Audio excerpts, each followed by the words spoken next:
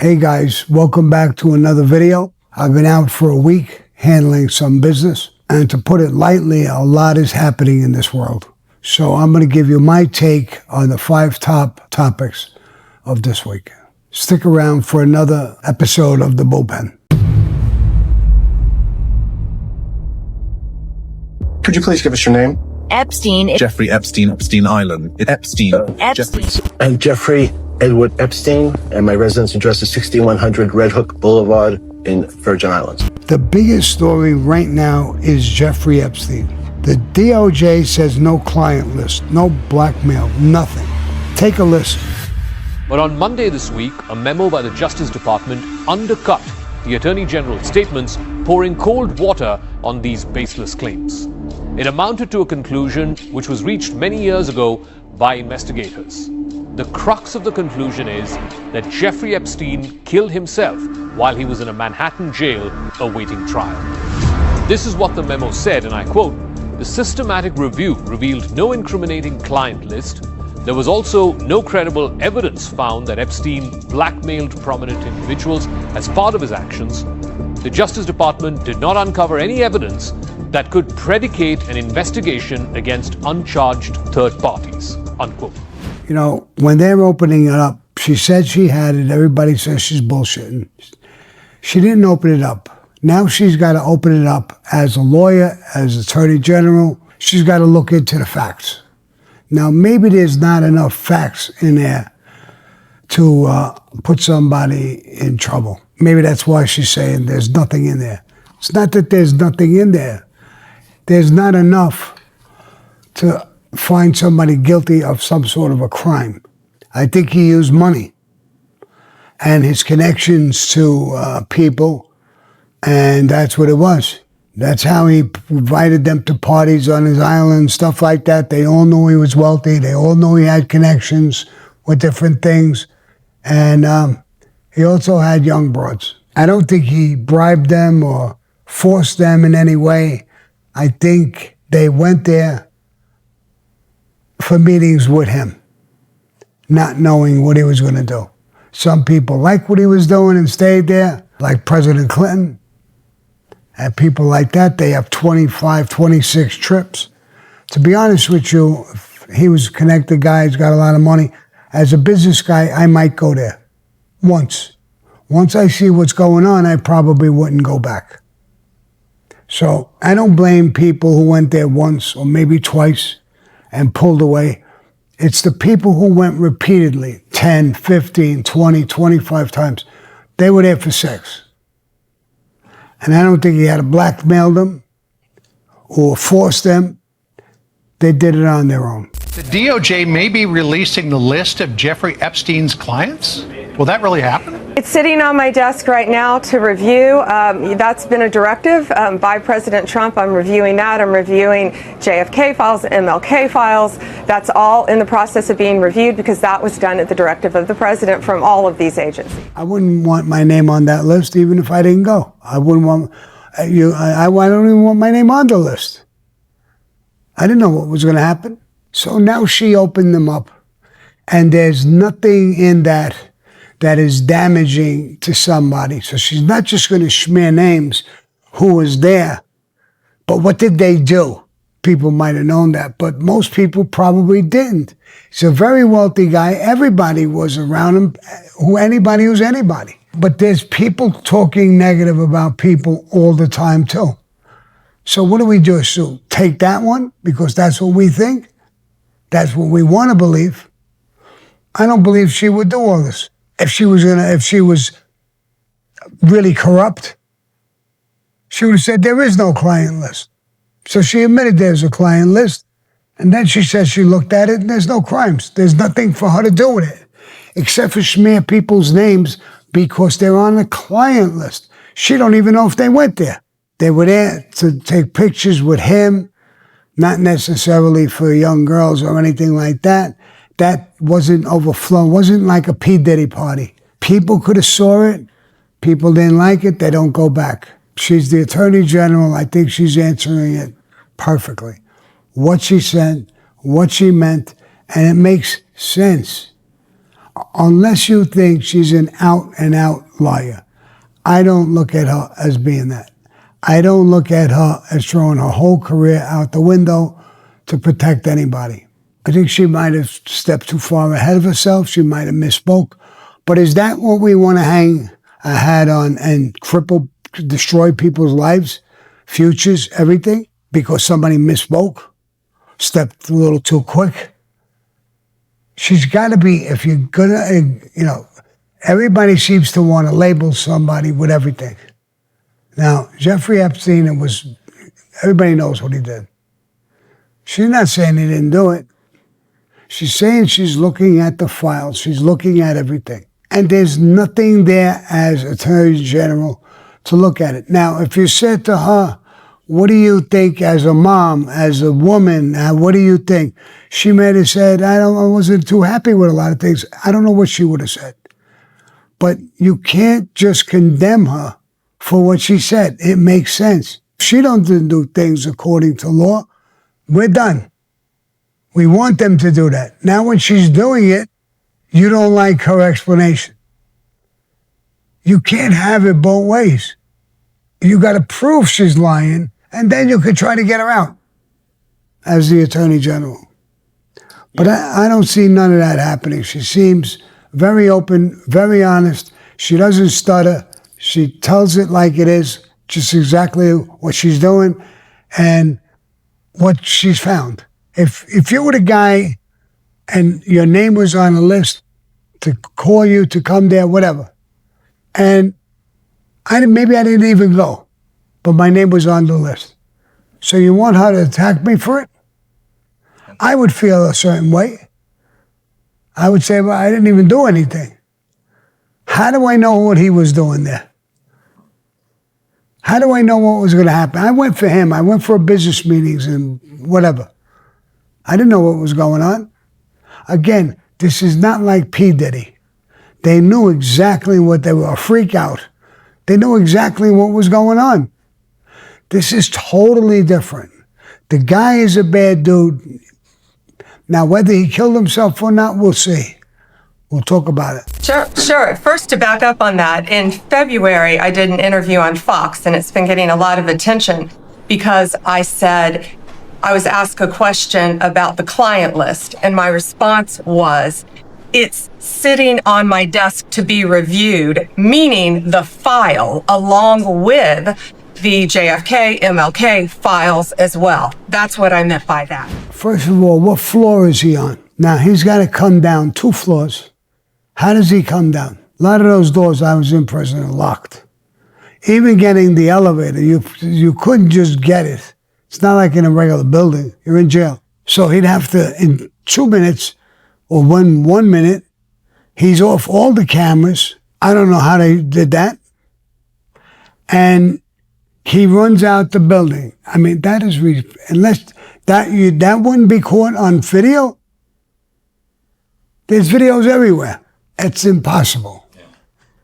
I can't walk in the other room and take a piss and come back in 1 minute. They do it all the time. It resets, probably everywhere. And when it resets, that minute is blank for a minute. 1 minute. She watched the whole tape of him trying to kill himself. So 1 minute is missing. See, this is what we came down to. It's a disgrace. Who gives a fuck whether he tried to kill himself or they killed him? Who cares? And could that have all happened in that 1 minute? I doubt it. Somebody went into that cell with 3-4 guys, grabbed them in that minute and did it? Bullshit. He'd be fighting them. He would be wrestling. It's ridiculous. But being there's a blank minute, 1 minute, think about it. What could you do in 1 minute? It would take more than a minute to come into his cell and do all that. Put the thing around his neck, bring him up, hang him up, doing this. He'd be fighting back. No, I don't think you could do that in 1 minute. So they're seeing him hanging himself and doing all these things, tying himself. The minute goes 1 minute, 1 minute, 60 seconds, and he's hanging there. I think he killed himself. He knows it's done, he's done, and he killed himself. And the minute missing from the video, we released the video showing definitively the video was not conclusive, but the evidence prior to it was showing he committed suicide. And what was on that, there was a minute that was off the counter. And what we learned from Bureau of Prisons was every night, they redo that video. It's old, from like 1999. So every night the video is reset, and every night should have the same minute missing. So we're looking for that video to release that as well, showing that a minute is missing every night. And that's it on Epstein. Are you still talking about Jeffrey Epstein? This guy's been talked about for years. You're asking, we have Texas, we have this, we have all of the things. Yeah. And are people still talking about this guy, this creep? That is unbelievable. Do you want to waste the time, and do you feel like answering? I don't mind answering. I mean, I can't believe you're asking a question on Epstein at a time like this, where we're having some of the greatest success and also tragedy with what happened in Texas. It just seems like a desecration, but you go ahead. You know, they say it's something in law. If you don't have the case, there's no case. We can't take it to trial. And that's what this looks like to me. Texas and a few other things, they're in a serious meeting. This, to him, is just bullshit. It's ridiculous. They've been talking about this for years. When are you going to stop with all these conspiracy theories? And then she says to him, she cut him off and said, I could answer them. She didn't have to answer. She didn't have to say that. And then he told her, go ahead. This is not people who are hiding something. He could have said what he said. She stops talking. He's the president. He told me to shut up. She didn't do that. She says, I could answer. And he said, go ahead. I don't buy this. Knowing the prison, knowing what's going on, and what the Attorney General is telling me, what the head of the FBI is telling me. And 1 minute, all of these weird conspiracies take place because there's a slight glitch in the tape. It's insane. He always is annoyed with the media, how they conduct themselves. That's not something new either. They want to hurt him. They want to make him look bad. They want to make Bondi look bad. And that's what they're trying to do. The official story is that Epstein was a rich sex freak who killed himself. And he had some famous friends, but they have nothing to do with it. That's the official story. In order to believe that we were ever going to get a different story, the full story, the real story, you would have to believe that our government is shady enough to get in bed with an underage kingpin blackmail artist, and at the same time, forthright enough to give us all the details when the people demanded it. Oh, well, you voted. You voted for it, so surely we must give it to you now. Our hands are tied. You voted. If Jeffrey Epstein was who the government says he was, you've got the whole story. And if he was something else, you got the whole story that you're ever going to get. I think he's right. It's a dead issue, and all they could write on is conspiracy theories to make them look bad. See, if you want more, make up a movie and do whatever you want, but that's all you're going to get. The more dirty it is, the less you're going to know. But this don't look like a dirty case. They just don't have the evidence. They have a list. They may be choosing not to smear all different kinds of people who really got nothing to do with this whole thing. There was no evidence that he blackmailed powerful figures, or that he kept a client list, or that he was murdered, according to the memo. And now if you're thinking, didn't we see when the FBI raided his home that there was a photo and he had all of these tapes? That's a lot of stuff. Yeah, here's another photo. It just seems like he maybe had a lot. But no, guys, there's nothing that indicates anything at all. Nothing at all. And yeah, they also are releasing some raw and enhanced versions of footage of the Manhattan prison where Epstein was held the night that he died. And they say that the video supports the medical examiner's findings that Epstein died by suicide. And the footage is hilarious. Just like one image. They're like, see, no one walks towards his cell. I mean, oh, okay.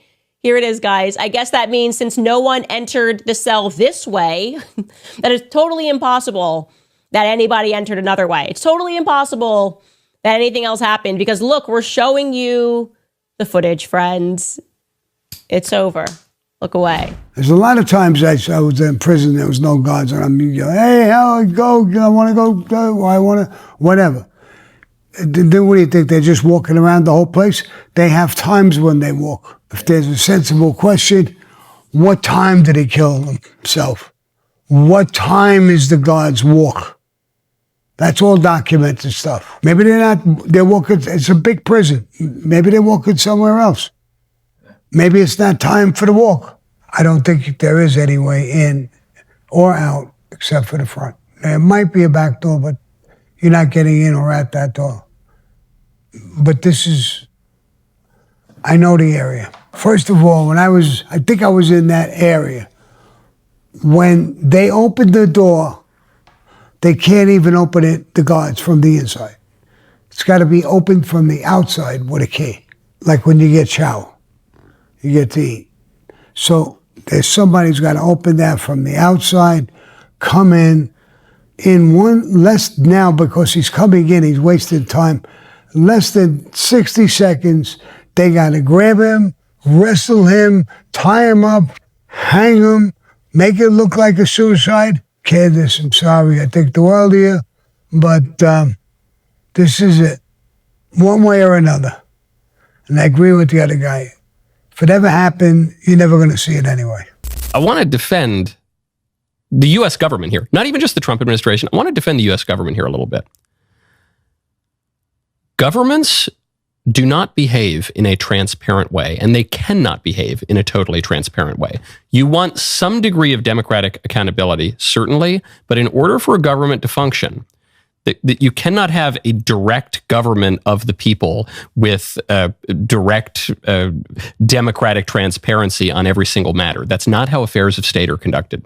That's not how political alliances are conducted. That's not how geopolitics is conducted. That's not how any institution really is conducted. And so you're never going to get that. I guess this is my biggest takeaway from the whole Epstein story, is the political innocence and naivete required to believe that you were ever going to get any juicy story. If the juicy speculation is not true, then obviously you're not going to get the story. If it is true, you're also not going to get the story. The innocence, the naivete to say, oh, our government's so corrupt that they do all these terrible things, but they'll just tell us. No. And this is not even how governments act. You're not going to get if it was a spy ring, if it was like a state-sponsored spy ring, you're never going to get the truth about that because that's not how spy rings work. All states spy, and they don't tell you that they're spying. They don't tell you how they spy. That's not what espionage is. You're not going to. I know that's unsatisfying, and I know people say, "Well, what about the justice of the? What about the transparency? I want to know all the details." That's not how government works. Sorry to disabuse you of your idealistic notion, but if you're sitting there on your couch holding your breath for the real story about JFK or Epstein or whatever, you're going to be holding your breath a long time. Your blood oxygen levels are going to drop real low. Government and the mafia are two different things. They're just as evil, maybe worse, than the mafia. They work independently. They're different. They're stronger. They're more tighter. They're more secure. They're more everything. They could do all these things and get away with it. And like he's saying, if that's what the plan was, then you could forget it. The mafia is nothing like the government. That's why we have the CIA and all of these organizations. He's right. That's how governments operate. All these legitimate things that they do would go out the window.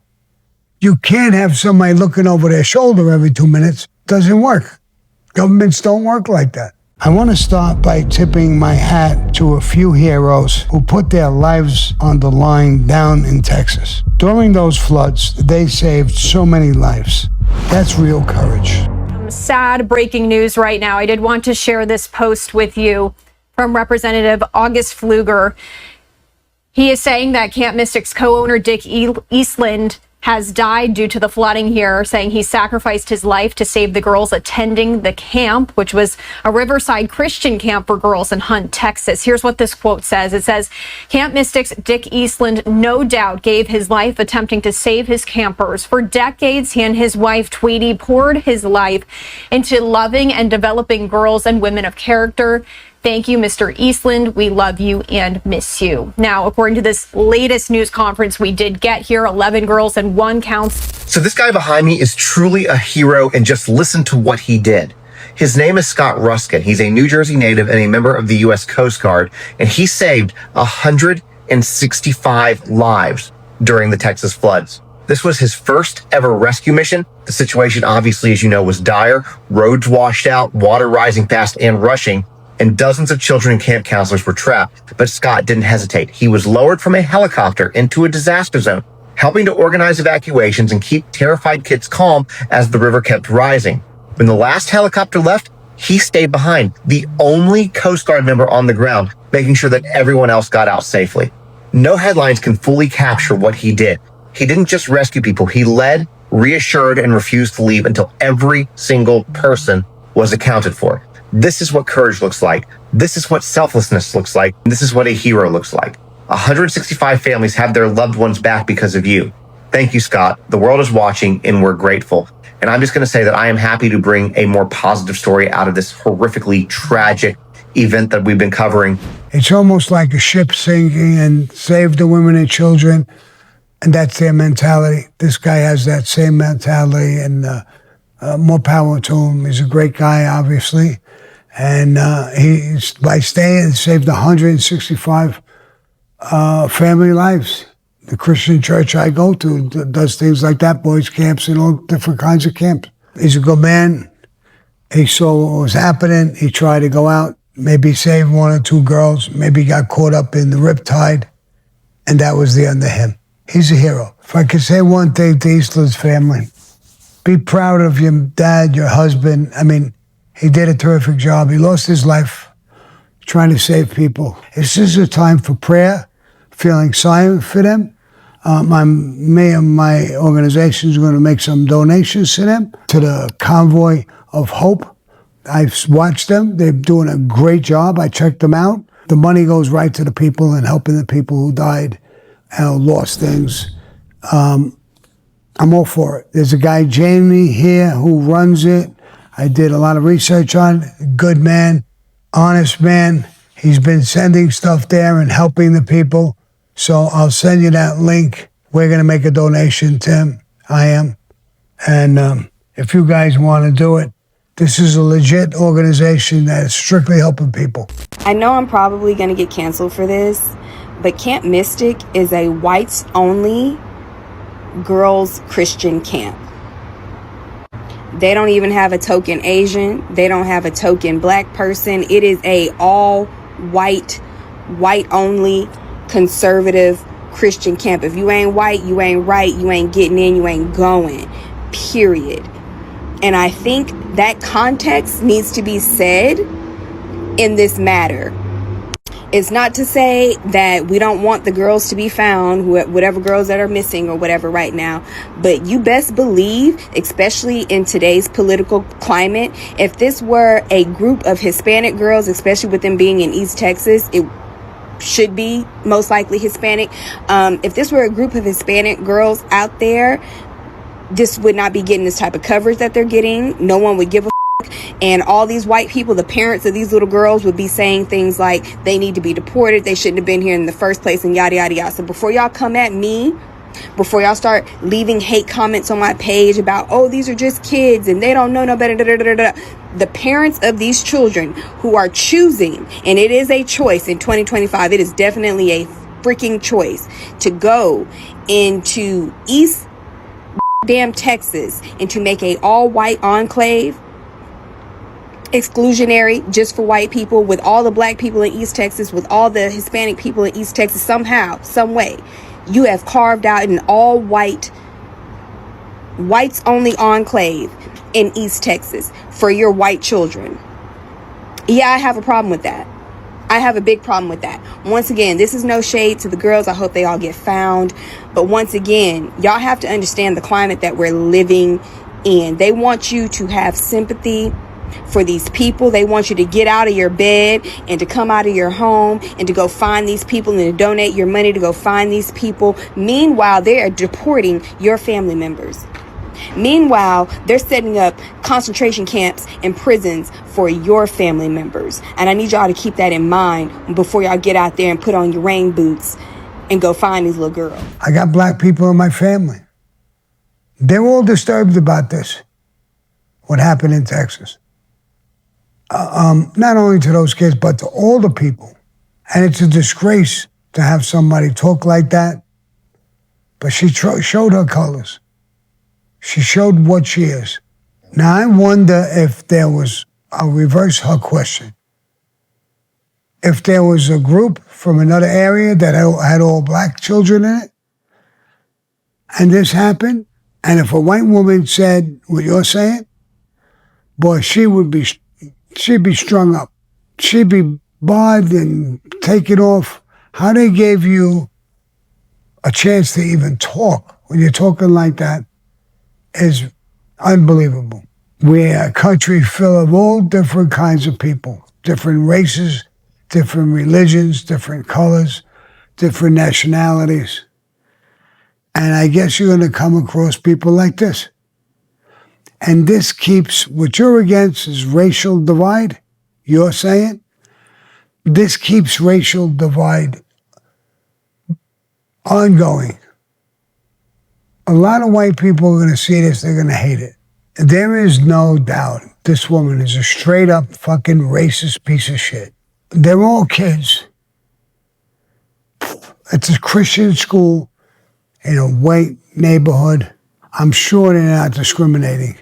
Christians don't do that. We find people in every situation. This is the most extreme situation. There's 27, 30 kids, whatever it is. They're kids, white, black, Hispanic. What's the difference? I don't think anybody would feel good about that, but you're a racist piece of shit. A leftist activist by the name of Sadie Perkins has been fired from her Houston public sector board position after she went on a shocking racist tirade against the innocent young victims of the Texas floods. The former member of Houston's Food Insecurity Board and small business owner has been blasted on social media after she went on a bizarre rant about the Camp Mystic summer camp. And in another shocking twist, after she was exposed, instead of apologizing, she doubled down on her abuse with this unthinkable comment, saying, "Consequences for what? Maybe it was God's will to wash them away." And again, Perkins still hasn't got the message that what she said is completely reprehensible. Her latest video proves she has no remorse, even laughing at the situation. Okay, she asked me for a statement. I gave her one, and I told her what it was. And I think that this is like, on one hand, it's definitely funny because I'm over here kikiing for sure, but do not negate the fact, all right? These are white people using their white power, all right, to try to bring me down, I guess. But the fact that it's just not working is even more hilarious. Online commentators of all races and political persuasions have come after Perkins. Listen, there was 2 more videos that I was going to talk about. Very similar to what this woman just said, this black woman. One in a religious way and one in... I don't want to comment. I'm not going to show them. I'm not going to comment. They're not worthy of a comment. They should never be on anything, so I'm not going to have them on my show. I don't even want to talk about them. They're despicable, horrible human beings. I pray for them. I feel sorry for them. As a born-again Christian, I feel sorry for them. I pray for them. Jesus, listen to what they're saying. What do you gain by doing something like that? And what kind of followers would follow you when you think like that? We don't need to give her any play. Now that I got done saying that, my other message is, what would you say to the families in Texas right now? And here's what I would say. I'm making a contribution to Convoy of Hope. They're black people, white people, Hispanic people, old, young, men, women, different nationalities. Millions of them trying to help those people. My hat is off to you guys. Convoy of Hope. I pray for you guys, for your safety, going in and doing the things you're doing, and your people who should be recognized. There'll be a link in the description, and you could donate to them. I did a lot of research on them. They're legit, and they've been helping the people from day one. One more thing I'm going to say directly to the families who are suffering. Pray for you guys. I pray for your lost ones and hope that they're in heaven. God will take care of them. This isn't anyone's fault. Allegedly, word on the street is the disaster might not be so natural after all. A company called Rainmaker was in Texas doing cloud seeding just 2 days before the floods. Here's what their CEO, Augustus Tirico, had to say. So, I know you were there. I think it was 2 days prior to the flood, correct? Correct. And what were you doing there? Sure. So just again, for those that haven't heard before about what cloud seeding is, in no uncertain terms, I run a cloud seeding company. We make a little bit more rain and snow for farms or for reservoirs or for aquifers when they're dealing with drought, right? Obviously, right now, after the flooding, Texas does not need more water, and we've indefinitely suspended operations because of that, and we'll keep them suspended until first responders have stopped working. Cloud seeding is not long streaks in the sky. It's not trying to dim out the sun. It's certainly not creating hurricanes. Cloud seeding is a technology that was invented in the US that relies on clouds, natural clouds with liquid water droplets in them, and flying into those clouds, dispersing material that then freezes onto those drops, makes big enough, heavy enough snowflakes such that they fall and either fall as snow or melt back into rain. We have customers throughout Texas. The South Texas Weather Modification Association, the West Texas Weather Modification Association. These are groups of counties and individual farms that pay us for cloud seeding. We were operating on the 2nd, and we flew one 20-minute cloud seeding mission. So we seeded 2 clouds, and we dispersed 70 grams of silver iodide into those clouds. First of all, those clouds dissipated over the course of the 2 hours after the mission, right? So did we seed the storm itself? No, absolutely not. Did we seed clouds that dumped tons of precipitation? No, not that either. Like the most successful cloud seeding missions that have ever been conducted either by Rainmaker or research labs have produced tens of millions of gallons of precipitation. They got hundreds of billions of gallons of precipitation over the course of just hours and trillions cumulatively. So cloud seeding, though it can make useful amounts of water for these farms and ecosystems, cannot produce a million times more than what the best operations ever have. So that's the first thing to say. The second thing to say is, well, maybe because you seeded those 2 clouds on the 2nd, the material stayed in the atmosphere and then made the flooding worse later. And we know categorically that that's not true either. When you seed into clouds and there's subsequent precipitation, the material that you disperse gets precipitated out with the rain, right? So 1, we know that by seeding into the clouds, the aerosol dissipated. But 2, even if we had just been seeding into open air, and we weren't, right? It was 20 plus hours between when our mission occurred and when the flooding ensued, and the winds were blowing northwest such that any of our aerosols would have been long and far north had they even persisted in the atmosphere, and they didn't. Hold on, let's rewind. Yeah. What were you saying about, what was that last thing? About the aerosols up there. So one thing... The wind. Yeah. So the winds when we were seeding were blowing to the northwest. I want you to please address a larger question, which is one that is somewhat broad and perhaps even religious. But are you playing God? Are you messing with things that you shouldn't be messing with when it comes to the weather? I get this question all the time, and I totally think it makes sense to ask it. My intention is to serve God. I think that in Genesis 1:26 through 28, and then throughout the Psalms and the rest of the Bible, God tells us to take dominion over and steward creation, both for our sake, creation's itself, and then to honor Him. And so if there are droughts, and we have the tools to mitigate the damage done by them for our sake and for nature itself, then we should deploy those for the sake of tending to and stewarding the world. And if we weren't to do that, if we were to ban cloud seeding wholesale, despite knowing that it's safe, despite knowing it could help alleviate these problems, we'd be abdicating our God-given responsibility to be stewards of the world. They'll probably blame him. They'll probably wreck his fucking business and his life. Seems like a good man, a religious man. It's just what I said. I agree with the guy. We need that. You know, we would be in a drought and farmers would be going broke. People wouldn't be getting food. So these things are an ongoing situation in all forms and ways, robots, all kinds of things. This guy just owns a company, knows what he's talking about. They're always going to try and make things where if there's a tornado, is there some way we can stop that? All that's technology. That will never stop, and we need it. The guy seems like he gave a great answer. I'm not playing God, I'm serving God. There's no way that he could have created the storm, but we're always looking for a scapegoat to blame. It's not enough to damage everything, but it is enough to help farmers and growing food when we're in a drought. He's only trying to do good things.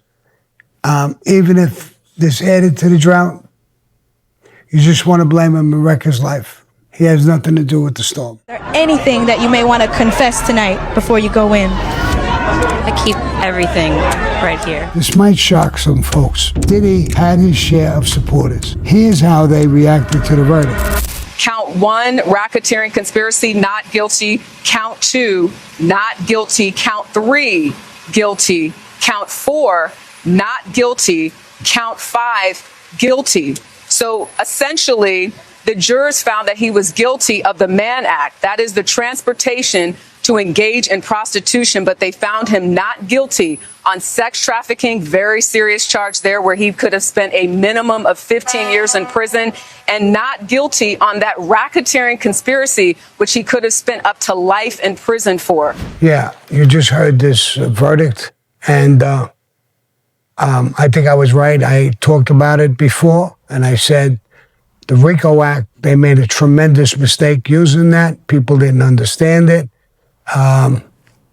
And he's found not guilty on 3 counts. The other 2 counts are Mann Act, getting involved in prostitution. It's bullshit charges. And that's what he's convicted on. What do I think? People are asking me, how much time would he get? And he obviously, from what I'm hearing, I don't know if it's true, that he got bail, $1 million bail. If that's true, I had made a bet that he would get over 10 years. I'm going to have to stick with that bet. I made that publicly with someone. And I think I'm going to be paying $500 out. But who knows?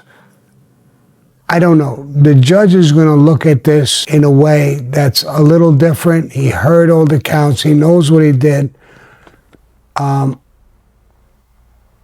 He's got to abide by the law, but he can give him the max in those 2 areas, 20 years. I don't think he'll get 20 years, but some people are saying he's going to get less than 10, 4 or 5 years. I don't think he's going to get 4 or 5 years. The judge realizes what he's done. So I think he's going to get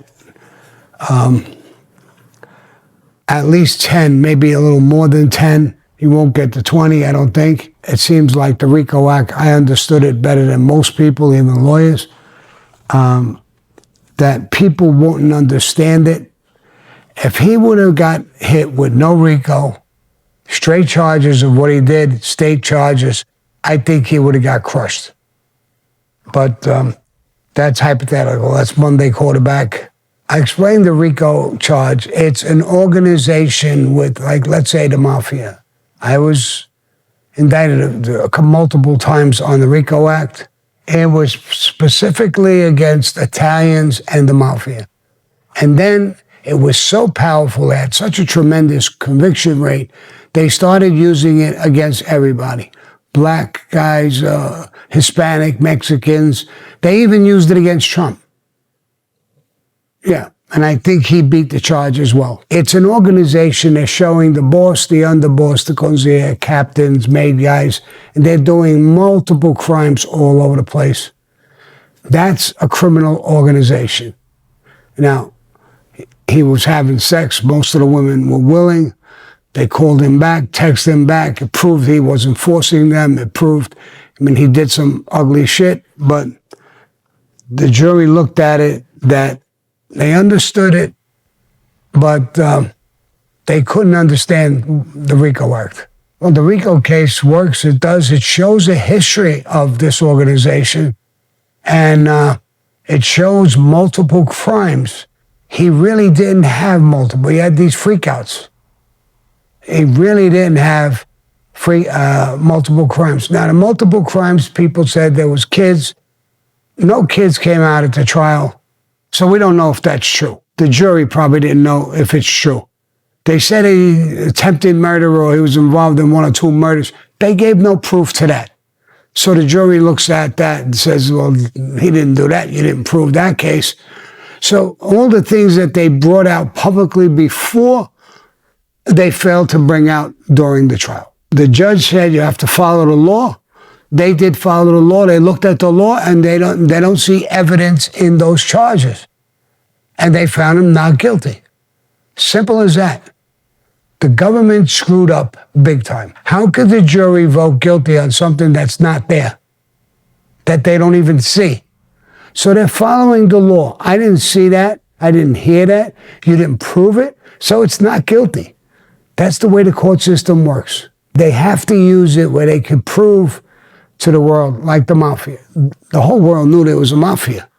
And what we did, it was fairly easy for them to use the RICO, put it all together and show them. They already knew what it was. He hit that girl, but 2 days later, she's calling them back. When are we going to do it again? So, yeah, he did some screwed up shit, but the evidence of the case didn't hold up. And the RICO was the most, when they put that in place, it was the most important part of it. And like I said, they made accusations, but they never brought the accusations up. It was never a witness getting up and saying, yeah, I know he killed Joe Blow, or I know he killed this guy, or I know he raped this woman, or I know he brought a 12 or 13-year-old girl into the thing. She's not there. Nobody's talking about it. So how would the jury find him guilty on those counts? I think they were fair about it. What they couldn't prove, they didn't find him guilty. It's just as simple as that. People go for greed. They're just going for money, even when they don't have a case. They're just going after money. Sometimes they sue and they hope that there'll be a settlement. And you pay them and get rid of them. And like the one with Trump, the porn star, she sued him to try and get money. Even in this case, one of the women did sue him civilly, gave her $30 million. So there's a lot of women out there today in this day and age in Hollywood and sports who are coming out. I was molested, I was touched, or he was talking, sexy to me, or whatever it is. There's a lot of cases because some of them succeeded. And that's what happens. Women see that and they follow. I think I could sue him and I could get a bunch of money. Now, a lot of times they settle out of court, so they're winning. But when you do what Johnny Depp did, he went to trial. It showed she was a monster. And they found her guilty and not Johnny Depp. She lost. So women or men, whoever make these claims in these lawsuits, you better have a real solid case because people know you're out there hunting to just make money. He could get away with time served, even a couple of years. I mean, this is one of the best possible outcomes that they could have hoped for. You know, the sex trafficking and the RICO conspiracy, that means the jury was buying what the defense was selling in terms of this overarching theme that this was not coercion for sex, that these two women, Cassie and the woman with the pseudonym Jane, that they entered into these relationships knowingly, that they made a cost-benefit analysis to engage in these acts, and that there really wasn't coercion, whether that was in the form of financial harm. Remember, we heard about him sort of hanging over Jane's head that he paid her rent, or whether that was, I mean, we all saw that 2016 Intercontinental Hotel video of him beating Cassie, apparently, in the midst of a freak-off. So even that wasn't enough for the jurors to overcome that hurdle. I think this is a huge deal. The prosecution had been sort of critiqued for maybe overcharging this case. I think it shows that it was. And the fact that they came back quickly after that modified Allen charge that was administered yesterday with that not guilty on the RICO charge shows you how quickly they got there. So huge win for the defense. Exactly what I said. A huge win for the defense. It was overcharged. She's saying exactly what I said. And as far as the girls, they came back. They were willing participants. After that beating, the beating was the worst thing that he did. And she came back a day or two later wanting to do it again. So, I mean, they blew it. They blew it. They didn't analyze their case. They didn't analyze their witnesses. And they propped up a case thinking, like I said, they got a 95 to a 98% conviction rate with the RICO. But they're getting sloppy with it, and they're charging people who should have never been charged with a RICO Act. Simple. She didn't warrant anything else, in her favor. She, asking to come back, it's not a threat. It's not anything. Why would you ask to come back? Why wouldn't you go straight to the police department? Why couldn't you do a million things you could have did? You didn't do those things. So that's probably what the jury was thinking. Just what I'm thinking. Why would you not do these things? Now, if she would have ran to the police that day, he would have had a real problem. If she would have went to the hospital, had injuries she could prove, that would have been a different story. She didn't have nothing. She got a couple of kicks, a couple of slaps. I don't know if he punched, I don't remember. He might have, or grabbed her by the hair. Another bullshit move. Isn't she the one who got $20 or $30 million? For those kicks and slaps and pulling the hair, she got $30 million, bro. He could pull my fucking hair and throw a slap or two and give me $30 million. I'd be real happy with him. I don't know what she gonna do, y'all.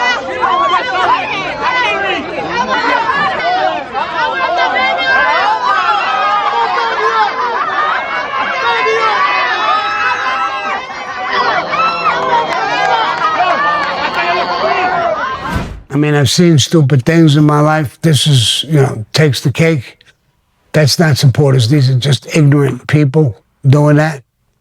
I could understand that people support him, not that stupid shit, dancing half naked in the street, spraying baby oil on them.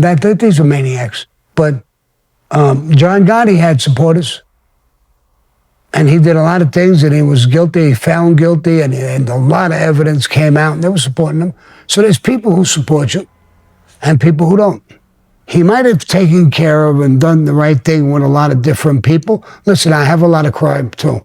I have supporters, and I have non-supporters who hate me.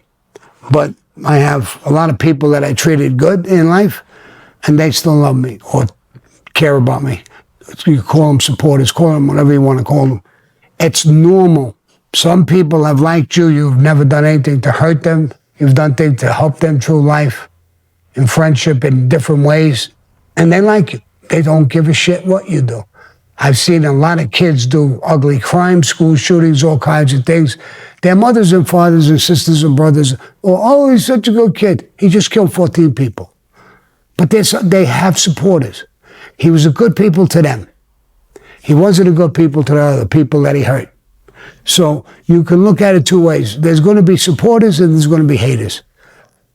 And that's life. I heard allegedly it was 2 slip and falls in the Frico. Look. Slide at your wrist. Slide at your own wrist. So I had to ask you, did you come with a bottle of Astroglide and baby oil, or did you pick them up afterwards, or how did that take shape? It was actually gifted to me. Okay. It was a gift that keeps on giving. Okay. Never even seen this thing. Okay. It's the first thing. Right. But when I touched it, I seen the power that it had. Yeah. Yeah. Yeah. It have magical properties. Right. Magical properties, man. But you got to keep it separate from the baby oils. That's how you get caught up in a freak out. So just make sure you just do that. Whoa, when I heard the not guilty, I didn't know if I was hearing it right. I said, I made noise in the corner, You know, the officers, the court officers is trying to tell us, quiet, quiet, quiet. I think he needs to be now as an advocate against abuse and abuse of women and abuse of anybody. I think he needs to stand firmly in this and become a beacon in this. He needs to become an ambassador of this now. This is something that he personally needs to do. The first part of the interview, he was acting what he is, a fucking moron.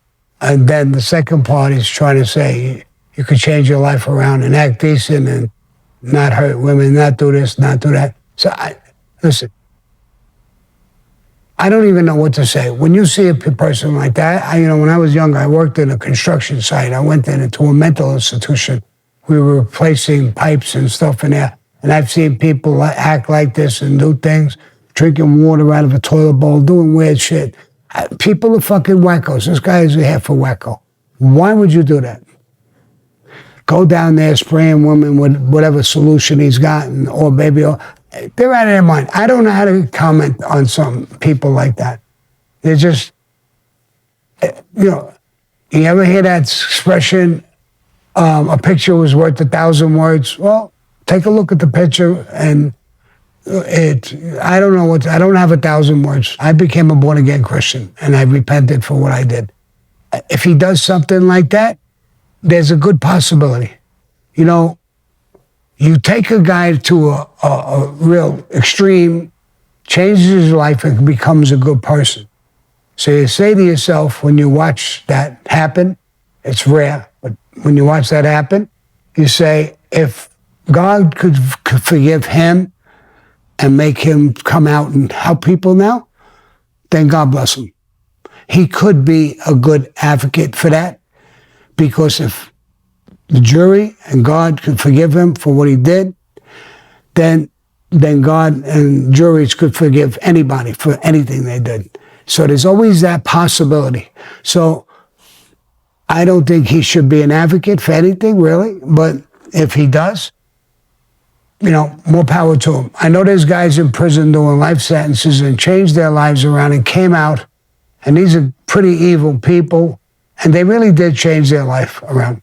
When I became a born-again Christian, the pastor told me, Sammy, with your background, if you could change your life and do what you're doing now, there's a lot of people may follow you because of the reason of, if God forgave you, Jesus forgave you, then he can forgive me for the things I've done. So there's always a way to look at it. He might become an advocate, who knows?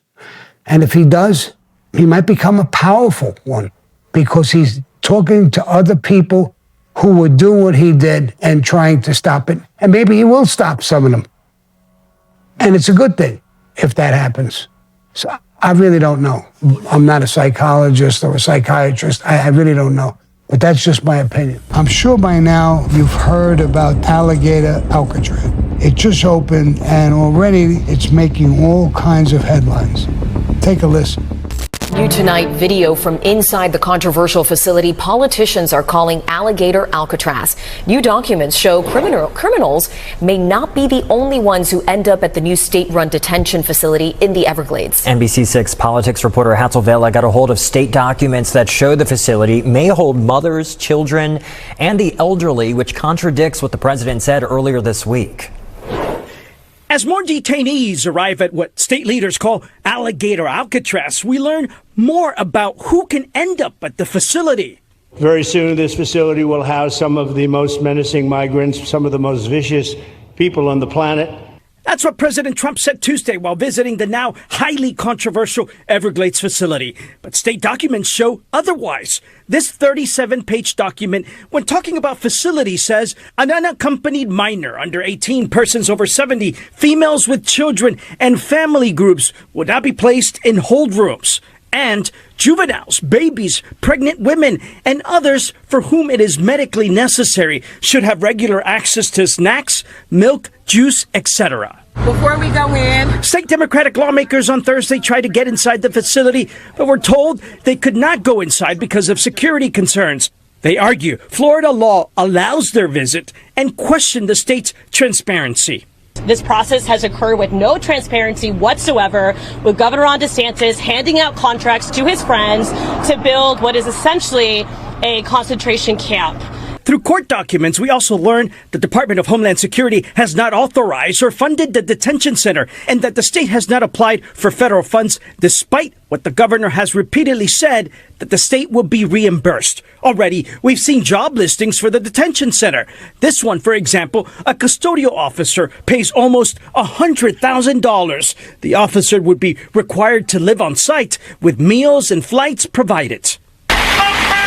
Throughout the week, despite rain, heat, humidity, and the onslaught of mosquitoes, this is why we have to fight! Protesters have stood outside the facility, citing concerns for surrounding protected wetlands and animals in the Everglades. I don't think Alligator Alcatraz by itself will cause a major political problem. Certainly not for the governor. Our political analyst, Alex Pinella, says Trump-DeSantis immigration policies remain popular in the state and across the country. But the compilation of immigration policies like Alligator Alcatraz and the effects the recently passed Big Beautiful Bill could end up having an impact on the midterm elections.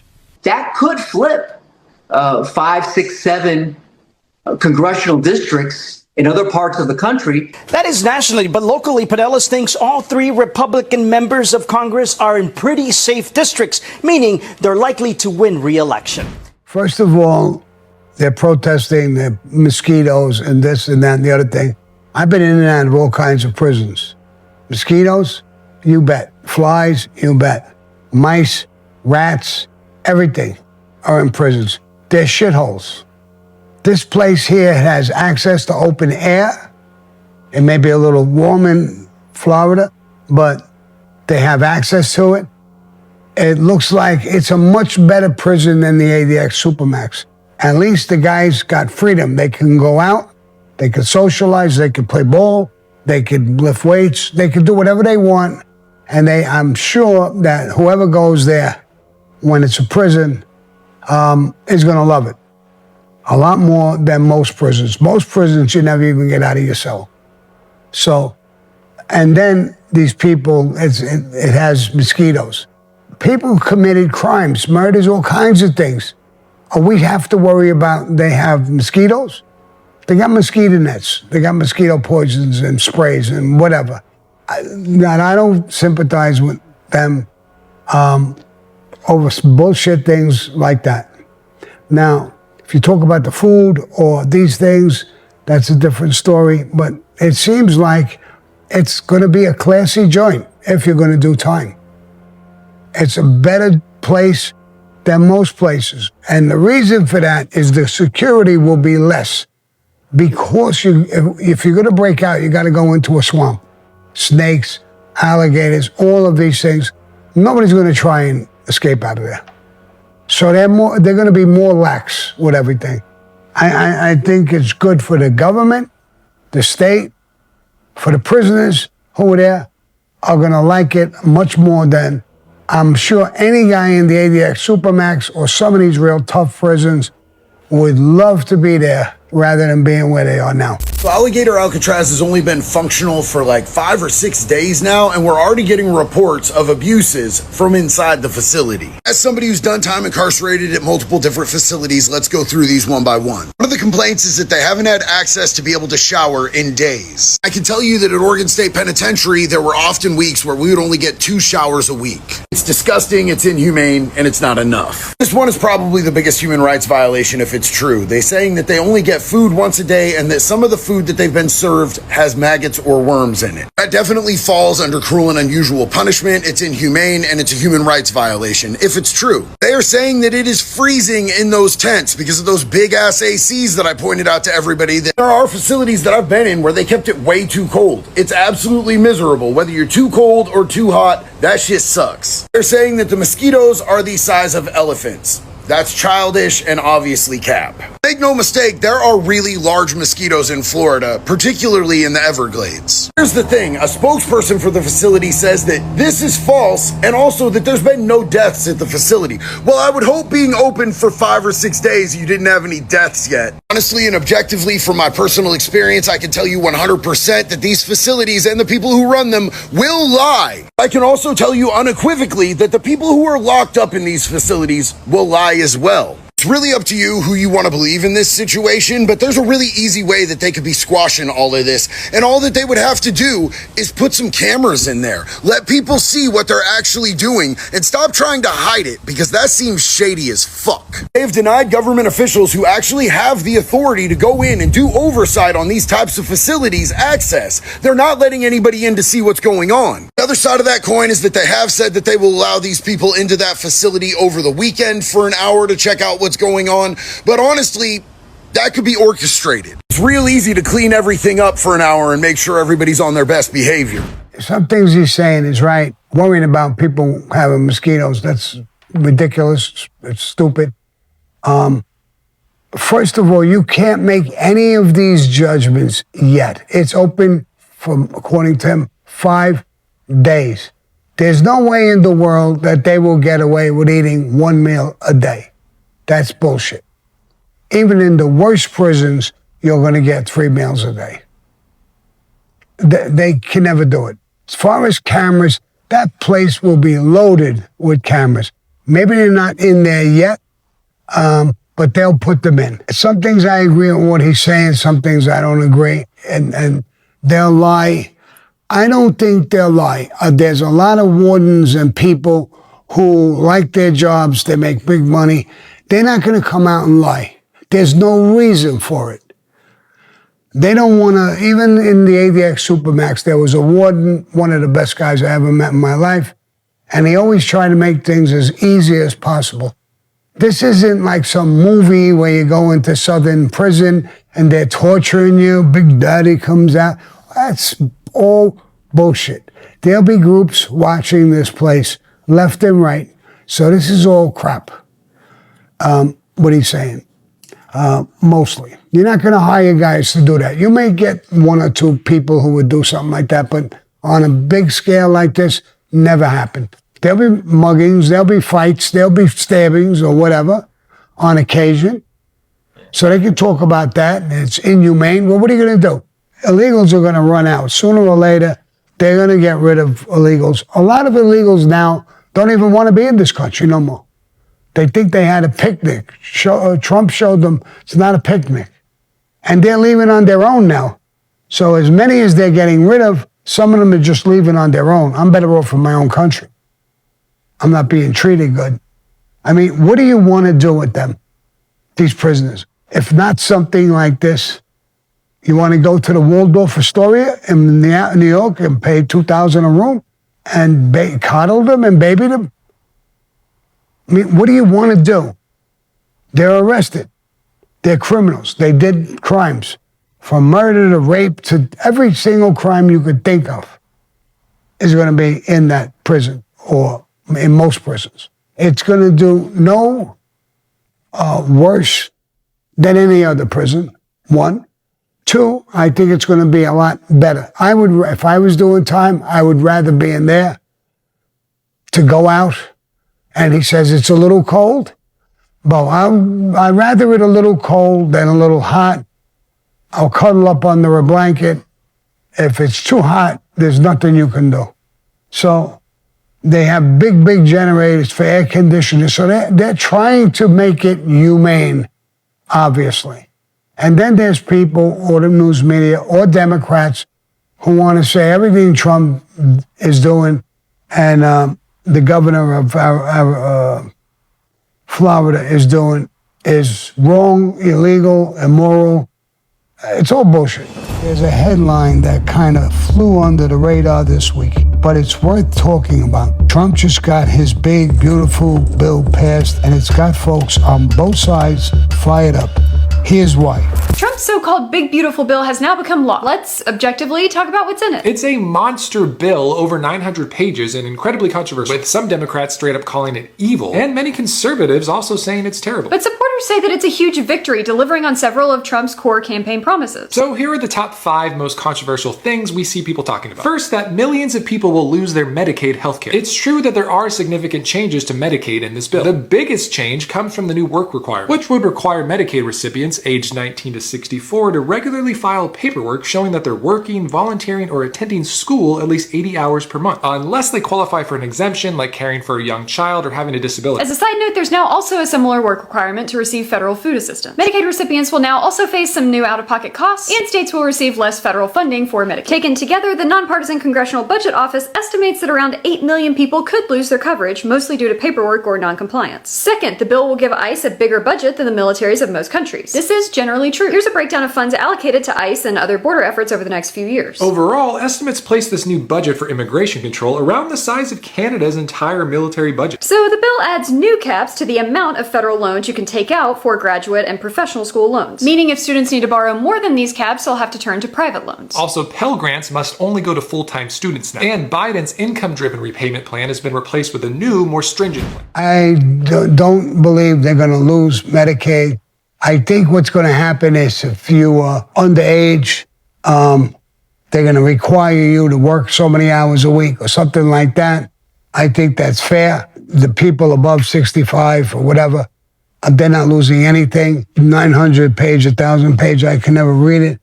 All I could say with this is give it time. Trump is doing a lot of good things. At least give it time. If it turns out to be bad for the public, they'll vote him out. He'll never come back in. His opponent won't come back in. If it works out, the Democrats are dead. Are dead. Because what they're talking about is total bullshit. I can't believe that Trump would put together, he's a smart business guy, something that would hurt a huge portion of the country. I just cannot believe it. That's not his makeup. If you look at things he's doing, stopping wars, I'm going to tell you what Trump is looking for. He's looking for to become the best president ever. He wants to leave that title to his kids, his grandchildren, so you can call him whatever you want, but he's going to go down as the best president ever. That's his reason. So he's not going to come out with something that's shit. He cares about his family. And I think that's what he wants to do. He's looking for a label of the best president ever. So why would he come out with a shit bill? He's extremely smart. The guy, people bullshit about him. His father left him $2, $3, $4 million. Yeah, it's easy, it's easy. And I'm going to talk to those people. Yes, he was left $3 or $4 million, whatever it was. But he turned 3 or 4 million into fucking 6, 7 billion. That's a genius. There's a lot of kids who are left money and they blow it. Broads, cars, jewelry, all kinds of stupid shit, and they go bust. I don't even know, 20 times doubled or tripled or quadrupled the amount of money he was left. Way more. Billions. So you got to give him credit for that. If he was stupid or he was ridiculous, what he was left, he proved everybody wrong. You don't become a multi-billionaire, 6, 7 billion from 4 million. It don't happen that easy. He's done that. We know that. So I can't imagine this bill. I don't know the bill. I haven't read the bill. I don't really talk to people about the bill. That's my opinion. He's not somebody who's going to do something super dumb. The more he spends on ICE, the faster he cleans up the country from illegal aliens. What are we throwing the money away on? The war in Russia and Ukraine? Billions of dollars? We're happy doing that? Let's spend some money on our own country. ICE is making our country better, safer. Why not spend a little more money on that and do it quicker? So I look at it as a positive thing. If that's in the bill, that's positive. Shut the fucking border down and just keep going.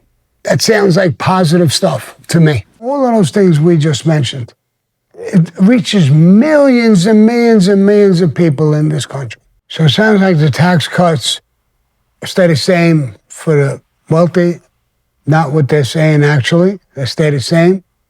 But there's other benefits like tips and things like that, and a lot of other tax breaks that you get that I heard in other conversations. It's a break for tons of people. Now, if he don't touch the top and they still get their little tax tip, so what? It don't even mean anything. They're not getting more. They're getting the same or a little bit less. I don't think the rich people care one way or another. 1% or whatever it is, I don't think that makes or breaks rich people one way or the other. And all of the things, the tax things that they want to leave out, millions of people are going to be affected by that. Everybody and their mother works overtime or waitresses and waiters with tips and things. There are tons and tons of millions of people who get a break.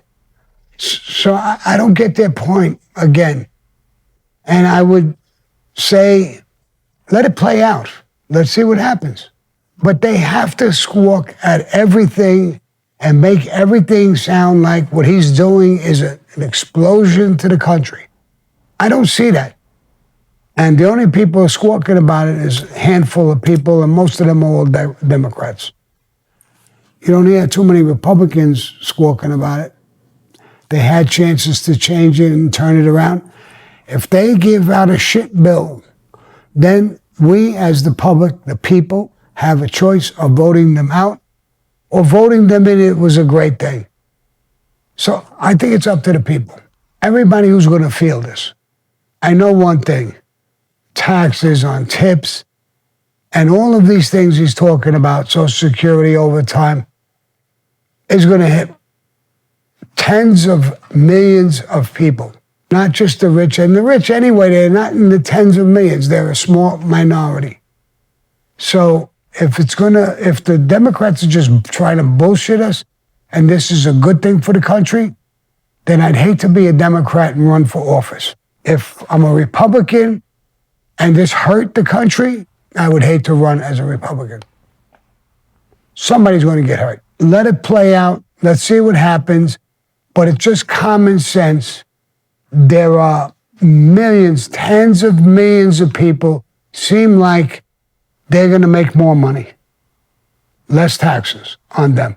A few dollars going to rich people, or they enjoy their same little tax shelters and whatever they're doing.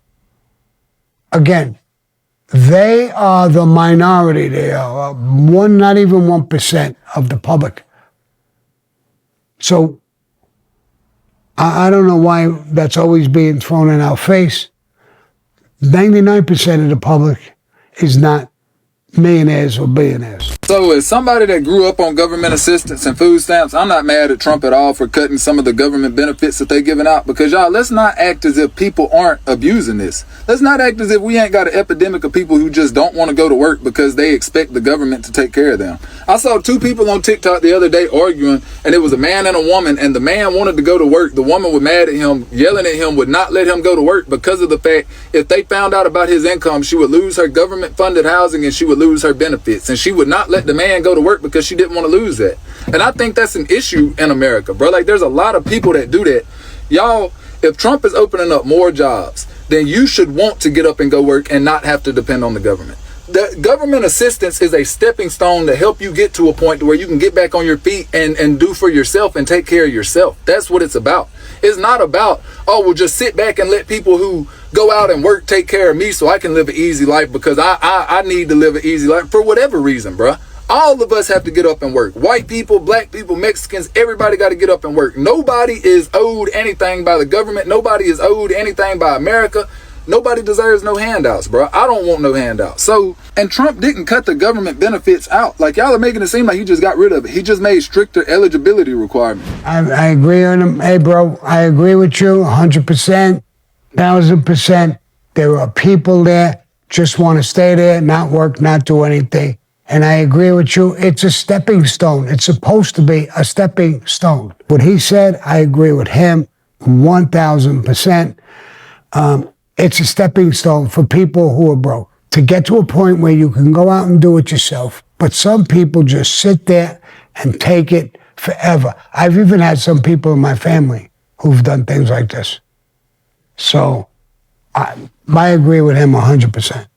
Trump is doing the right thing. This bill here, these are things we have to get rid of in this country to make it a great country again.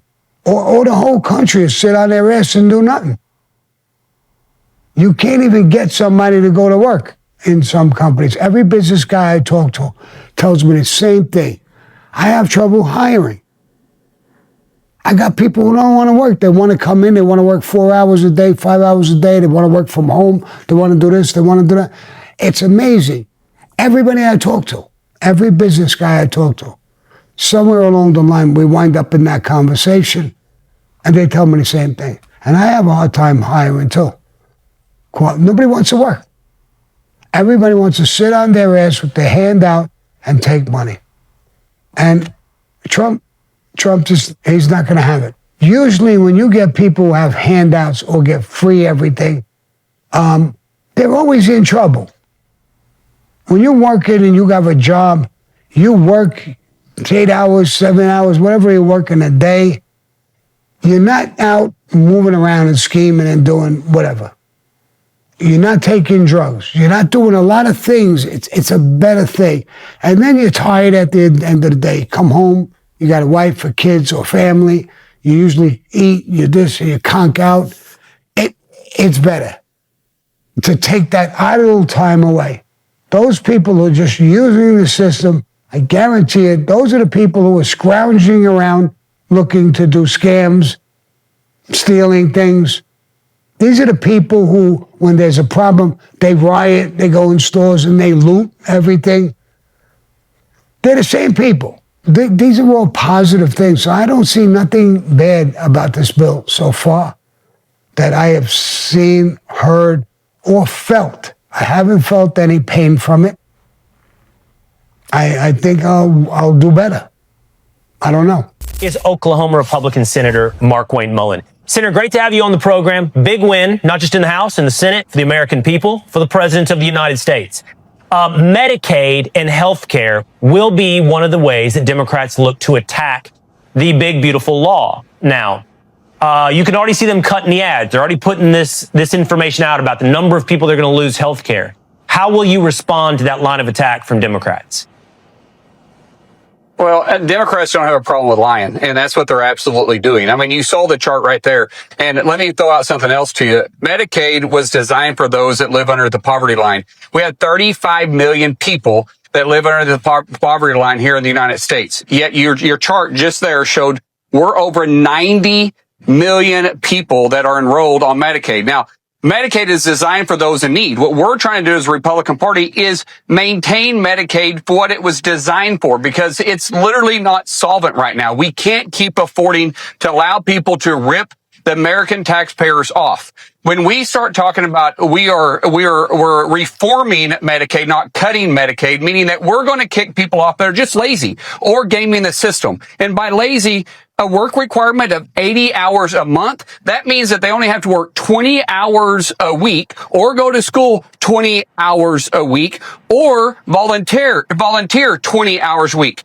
And by the way, this is for people that are able-bodied individuals with no dependencies and no medical conditions. So they're perfectly able to go to work. We're just trying to give them a helping hand rather than letting them be dependent and become lazy. Let them be contributors to the United States. Let them become taxpayers again. That sounds perfect to me. I mean, I wouldn't even know anything to say. What he said It just answers the whole question. And what really bothers me is they come out, politicians, the Democrats, and out lie to our face to face. They lie right in our face. And we're catching them in lie after lie after lie. Okay, guys, I'm not going to give you my normal sign off, but I'm signing off to you. And my prayers are with your lost ones, your children. And like I said, a link will be on the bottom. Convoy of Hope. They're doing great things. Things that we should all be proud of.